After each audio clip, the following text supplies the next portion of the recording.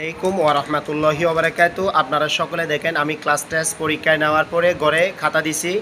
আপনার সন্তান কি লিখছে আপনারা সকলে দেখছেন। আমি অনেক কষ্ট করে পড়াই। দেখেন ইন্সপায়ার মাধ্যমে ওরা দেখেন ওদেরকে পড়াই, ওরা আলহামদুলিল্লাহ পুরস্কার। একজনে 4টা কলম পাইছে, আরেকজনে 2টা, একটা চিপ, আরেকজনে 1 বক্স মামা।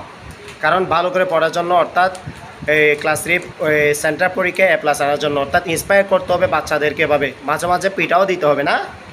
হ্যাঁ, ওদেরকে আমি পিটাইলো আলহামদুলিল্লাহ, ওরা আমার সাথে রাগ করে না আলহামদুলিল্লাহ। আমি যাওয়ার সময় আমার জুটোটা পর্যন্ত আমাকে পড়াই দেয় ওরা। ওরা আমাকে সবাই দেখতে পারে। আমি এটার কারণে আপনাদেরকে একটা মেসেজ দিতে চাই। মেসেজটা হচ্ছে কি, যারা যারা ভালো করে পড়তেছে না, নিয়মিত মাদ্রাসা আসতেছে না, তাহলে ওরা কিভাবে সেন্টার পরীক্ষা, যেহেতু পড়াবই পরীক্ষা কীভাবে কমপ্লিট করবে আপনারা বলেন। আপনার সন্তানকে একটু কষ্ট করে নিয়মিত মাদ্রাসায় পাঠান। আপনার সন্তানের জন্য আমরা যেভাবে কষ্ট করতেছি, আপনারা যদি এভাবে একটু কষ্ট না করেন তাহলে আমরা ব্যর্থ হব। কারণ সেন্টার পরীক্ষা দিতে পারবে না, বরং পরীক্ষায় ফেল করবে। সবাইকে অনুরোধ করবো নিয়মিত মাদ্রাসায় পড়ান, আর কি পড়তেছে না পড়তেছে একটু তদারকি করেন। মাঝে মাঝে হুজুরদের সাথে এসে দেখা করে যান। সকলে ভালো থাকবেন, সুস্থ থাকবেন। আবার পরবর্তী ভিডিওতে দেখা হবে। আসসালামু আলাইকুম।